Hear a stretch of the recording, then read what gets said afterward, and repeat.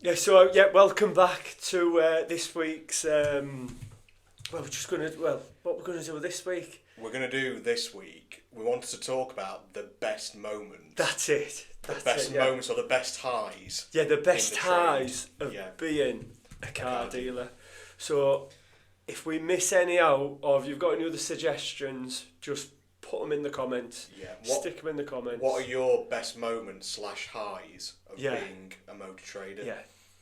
Yeah, that's it. Cause we've got a few here. We have, because we started talking about it this week based on what's happened with one of the Cougars. It was yesterday, wasn't it? Yeah. Where we were like, yes. But we'll come round to that one in a minute, because I Yeah. think that's a good one to finish with. But I think it's more the little wins or the things you don't expect that just make your day better. And the other thing, there's so many lows in this job, and we've been through lows quite a bit. And everyone's seeing all the lows.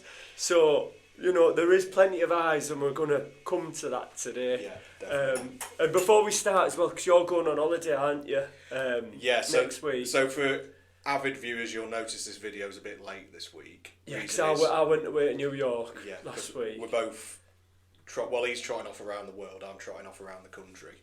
Yeah, so you're going to the lakes. Just to the lakes, yeah. So we've got this video coming up on Friday, but next week, stay tuned, because you're having an exclusive. Wayne, it's going to be me and Wayne doing this.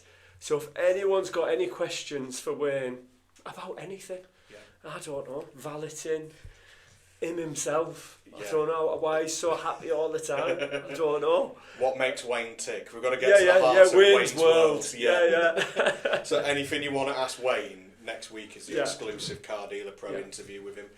So anyhow, best moments of being a car dealer. Best moments being a car dealer. I think we'll start off with an easy one here. The Easter eggs. Getting the car that you didn't think had service history with it. Yeah. And then you find I think with that one though, we've mentioned that loads of times. I think it's just get that out of the way. Get that one out of the way. That's the Easter egg. It's either in the glove box under the seat. Yeah. But you might have paid a little bit less money for it as a Part X or at auction because you didn't think it had service history in there. Yeah. You find it. And you get back. It's the best feeling. It's the best feeling, that. Yeah. It really is a good feeling. But then for me, that always sticks in my head is when you get like a pernickety customer coming to look at a car. Yeah. It takes forever to look at the car. And then he comes up with the excuse, well, I've got to speak to the boss. Mister, I can't buy anything unless I've got approval. That's it. I've got to go home and get the boss's permission. That's it. Check with check with the enemy. Yeah, that's it.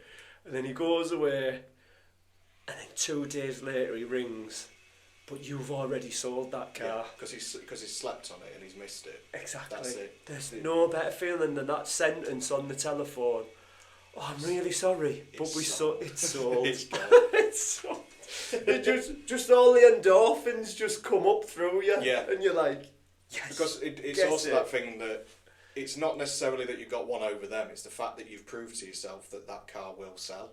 And also, because when them customers come, they're always like, oh, it's got a little scratchy and it's got this, and then the next person who comes along doesn't ask about the scratch or one key or whatever. They're just like, we'll have it. They're just happy with it and they just take it there and then. Yeah. And that's it. It's like it's a toss up between which customer did you want in your life. Did you want Mr. Picky or did you want Mr. I'm not really too bothered about that. Yeah, great, car's priced right. See you later. I'd rather have number two every single time. And it's that leads me on to the next one, which is customers who don't care. Oh, brilliant! they are the best. Ones who they come, don't even want to test drive sometimes. Yeah. Like we encourage everyone to test drive. Don't get me wrong, but you'll get that one customer in a million who's like starts and drives, doesn't it? And you stood there armed with all the service history and all the answers to the questions you might get. And they're like, yeah, fair enough, how much is it? Well, 6.9, I'll take it. Yeah. And they'd probably even end up taking it on the day as well if they've got to wait for the MOT. And they go, do you want bank transfer? Yeah. And you're like, oh, yes, go on. So then you get the money straight away. It's there, it's done. Yeah. It's out the door. Yeah. It's over and done. I love it. And sometimes they go, well, comes with a warranty, doesn't it? And you're like, 3 months. And they go, well, I'll just take it now. Drives, doesn't it? Yeah. Like, and you do get them. You do get. I'm sure people say in the comments that that it's it does happen. It's one every 10 maybe. Yeah, I'd say it's rarer than that, but it does happen. I'd say it's 1 in 20 maybe. 1 in 20. We probably get one or two every other month maybe that do that. But I think it's they're the ones that, again, if something goes wrong, they understand that stuff goes wrong with cars. That's right, yeah. So when they come back, they're not pecking your head. Exactly. It's that thing of, this is happening. We can't get it booked until next week to get it checked. Oh yeah, that's fine. Unless it's like wheels come off. Yeah, or spring or something. Then fair enough. But they're usually the most understanding and the best prepared of customers as well for something like that to happen to. The realistic people who get what it takes to manage a job like this. Yeah, definitely. And to make the best customers. So if every customer was like that, God, it'd be amazing. Yeah.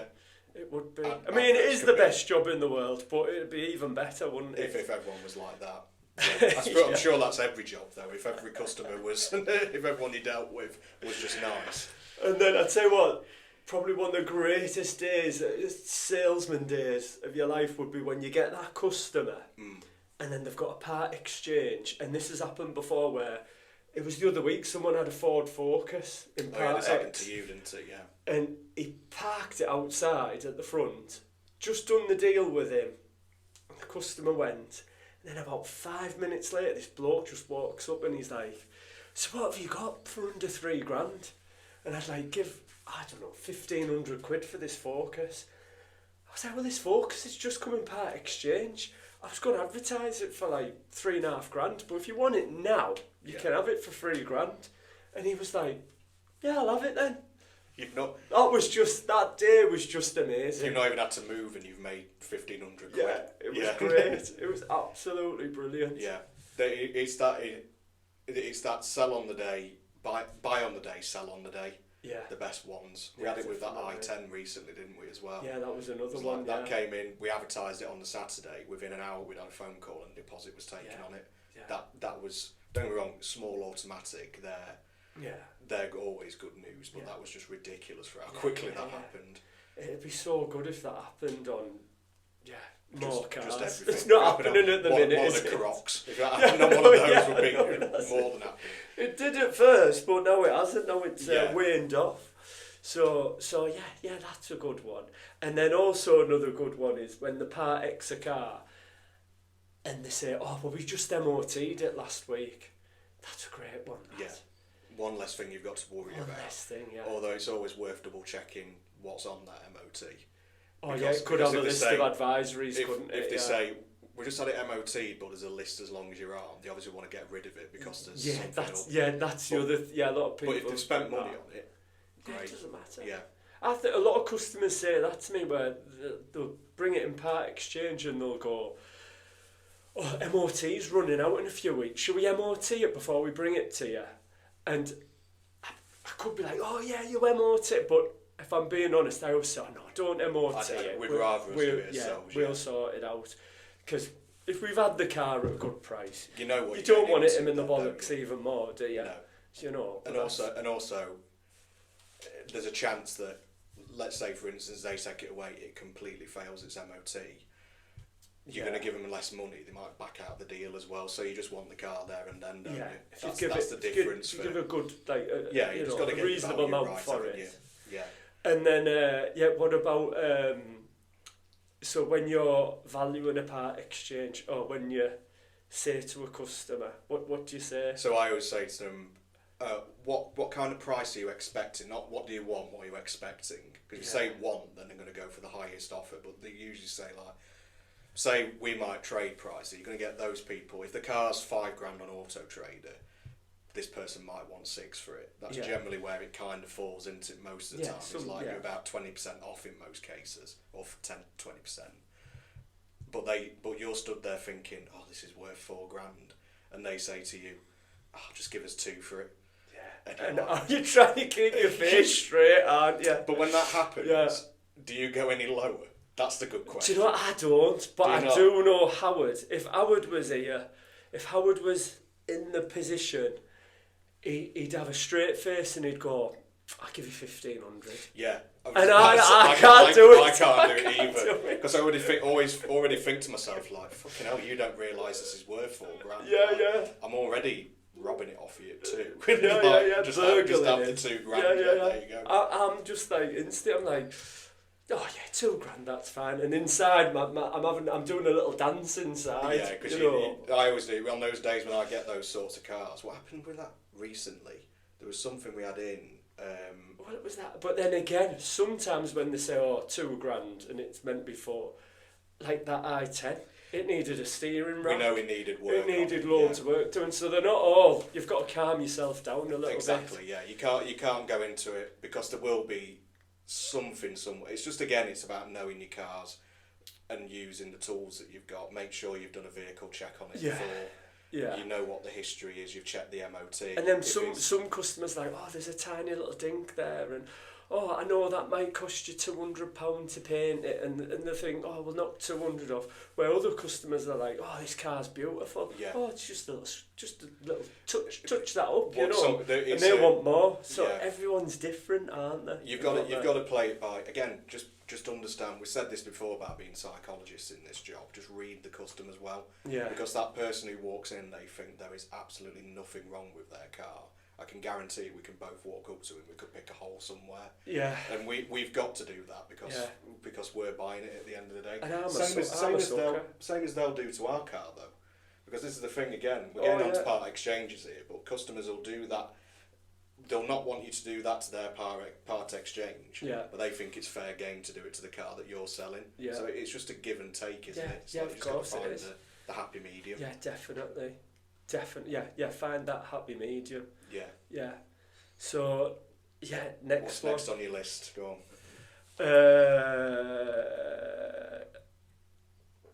on. So we'll go on to the Cougar. So this isn't selling.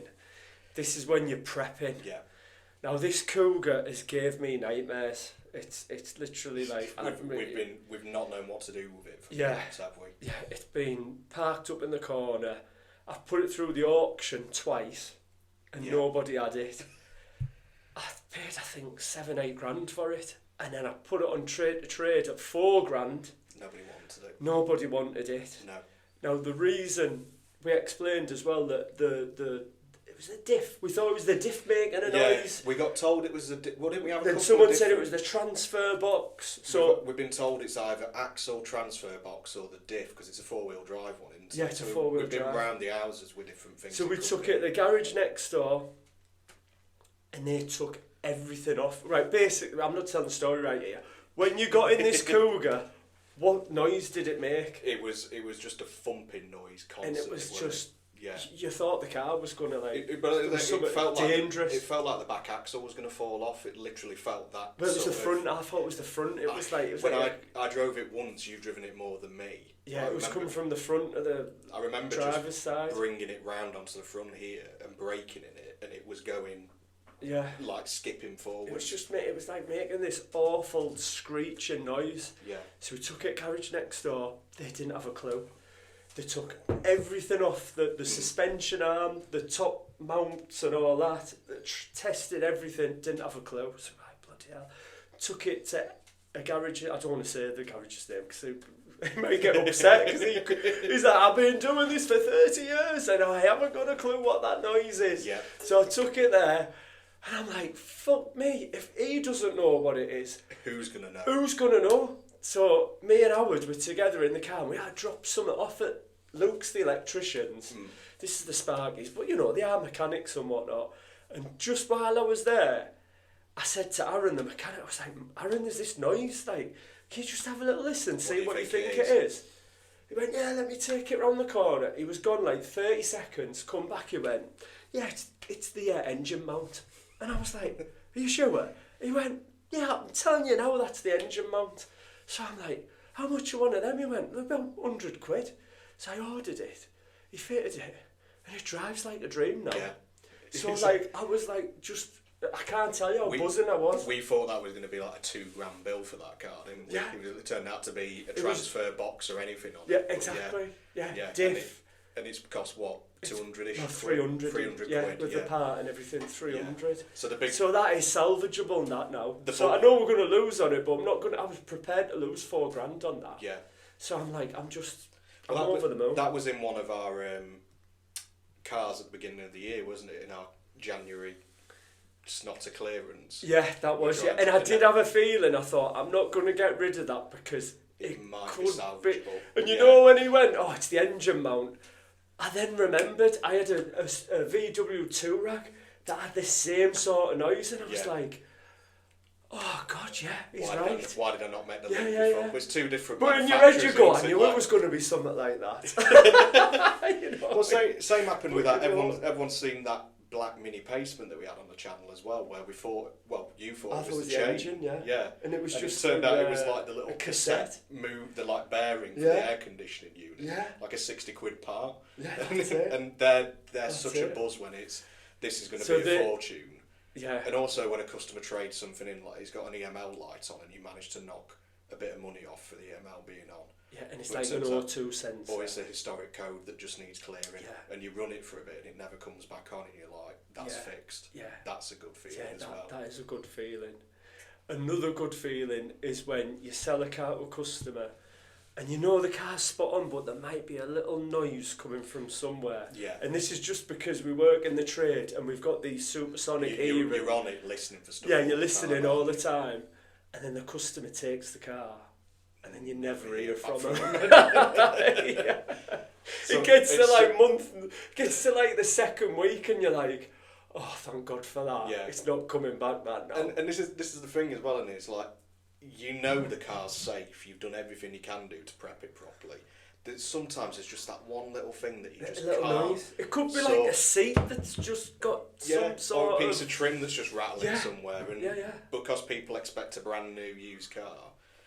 Some people. Some don't. Yeah. But you're hoping that person's, not that you wanted them to not notice at all, but be like realistic and go, oh well, that's because it's a 10-year-old car. Of course, it's making exactly. That. People with life experience. Yeah, that's what you want. Knowingly sending something out with a problem on. Yeah, we're not saying that we sell. That's a different kettle of fish, and we don't do that. But it's the ones where you're like, we just can't solve that because it will take. It's just a tiny little noise. It could be just something ridiculous. Yeah, but also when it happens with that customer, you think he's going to pick up on that, and he never does, and he never comes back. Yeah, that's great. But they've been a bit of a know-it-all when they've been here in the first place, and you're like, that's it. Oh, what about that one when this is a good one, but gets your endorphins going. Well, twitchy bum time, and then it's a bit of a high. It's a bit of a buzz after. Yeah. So you've sold a car, and then 4 days later, the customer's number comes up on the phone. And what do you think instantly? So it's oh God, there's a problem with it. It's something we've missed. Or Chris Ball was here yesterday, and he sold a Fiesta EcoBoost, and the number came up on the phone, and he went, "Oh, for fuck's sake!" Look at if it's an EcoBoost these days, you just look at that and you just think, "Don't answer." Don't answer. Either don't answer or just think, how much would it be to emigrate? It's just where my head goes these days. Like, I just cannot be doing with them anymore. Well, he was, but this is actually explained. So, and he answered it, and he's like, oh, hello, are you okay? And the bloke's like, yeah, it's okay, everything's fine with the car. And then as soon as you hear that, you're like, oh, thank God for that. Good. Yeah. But and with Chris's instance, it was like it had a missing parcel shelf or something. So he was like, thank the Lord for that, you know. But for us, I've had it where they ring up and they go, yeah, everything's fine with the car. We just had such good service. We want to get one for my wife. She's seen that, whatever, cash card when she was here, and we're going to come back and take that cash card. Yeah. No better feeling. Double dippers. Yeah, double dippers. Double dippers on the same day. They rarely happen here. I used to have them at main dealers sometimes where it's like someone will, like, I don't know, families come to look at a new car and then daughter sees a... Yeah. Oh, how much would it be to swap into that? And you manage to do that little bit of a better deal because they're buying 2 cars, not 1. Oh, brilliant. And it just makes it feel... Especially if you take them on the same day as well. You go out that day feeling amazing, don't you? They're the days that this job is just, you're on the cloud 9, aren't you? That's the day when you don't mind an EcoBoost failing on you. Because you can sort of... It's not as bad. You can mentally deal with it. Yeah. If it happens on a day when everything else is fucking up. Yeah. Exactly. Yeah. Definitely. So that's what other ones? Actually, do you know what? A good buzz selling an eco boost that never comes back. That's just the biggest boost in the trade at the moment. Definitely. This is all to do with Part X's as well, because I've just seen that one on there. Yeah. This is maybe not for you because you don't own the cars, but for dealers, the independent dealers, whatnot. When you get a Part X and it's got a full tank of fuel. That's more for you, isn't it? Yeah. I don't know why, it just gives me a right buzz every time. It doesn't matter how shit the car is. If it's got a full tank of fuel in it... That's your smoker then, isn't it? Yeah, I'll have it for like... a week or something. 2 weeks if I could. You know what I mean? Is it even better when, like, say for you, for instance, you're going up to see your mum or you... Oh, yeah. As soon as I get... I'm like, Mum, I'm going to come up and see you tomorrow. I'm just going to burn fuel for no reason. I've always wanted to go to Land's End. Right, fuck it, let's go. Yeah. Not to mention you've got to put fuel in it to get back. It's just the free fuel to get there in the first place. I've got a Land's End for free, can't you? Yeah, so that, I just love that. I love getting a full... It's just, I can't explain it. A nice freebie. Even when you go to the auction to pick one up and it's got like half a tank in it. Yeah. Oh, it's just great. It's always that sort of, to say about freebies though is, again, you get that nice, looks well cared for Part X, and you think it's been stripped of everything that customer used to have. And I'm not on about finding CDs or whatever, but like going in the back and lifting up the false floor and finding a full set of rubber floor mats that are all clean and tidy as well. Yeah, it's just that customers never told you they're there. Yeah. But little things like that just piqued me. But remember when we got that Fiesta in Part X and it was Lord someone or other? Oh, it was the previous owner. Lord, he was like a... Yeah, well, I don't know if we're allowed to say his name, but he was like... I can't remember what his name was. Lord Lewis or something. But you googled it, so he was the previous keeper on this old Fiesta. Yeah.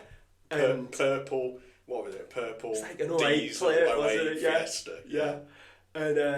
it had like one, obviously it was the previous owner, so it had 2 owners, and we googled him and he was like a proper lord of the manor. Yeah, sat in the House of Lords. It was like, and what did he have as his car? It was a purple, what was it, Prolapse purple Ford Fiesta. Yeah, it was, We still see it, we sold it, parks on the road, doesn't it, every other day? Yeah. I've seen it regularly. Yeah. But great selling point. Yeah. You know what I mean? Not that we just said a previous lord had this car. Cars that's got that little bit of provenance, but then we say on the other end of that, there was the Skoda Octavia from from the King's Advisor. Exactly. Yeah. And he was whatever. He was go back and watch that video, but he was one of those. But yeah, something that's got a nice bit of provenance to it is good sometimes. Definitely.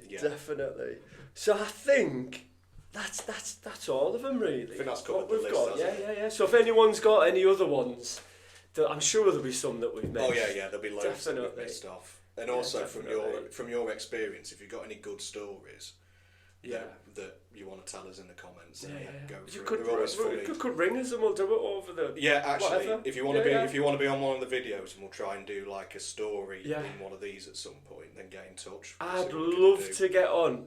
The first car trader I ever met, Peter Cheney. He was like a bloke I used to look up to. We used to sell football merchandise outside Riverside Stadium. We'd sell badges and that, but he sold cars as well. He's such a character. I would love to get him on here. Let's do it. Yeah, we need to get him on. We need to get stories. More traders. If you're not interested in setting up your own YouTube channel, but you want to come on and speak to us, just have a little. Just do it because there's always great stories that come out of it. Definitely. So that's it. Yeah, thank you. Any questions for Wayne? Give us a shout. Yeah, get ready for Wayne's World. Yeah. Have a good holiday, mate. Thank you very much. I'll see you all soon. Cheers.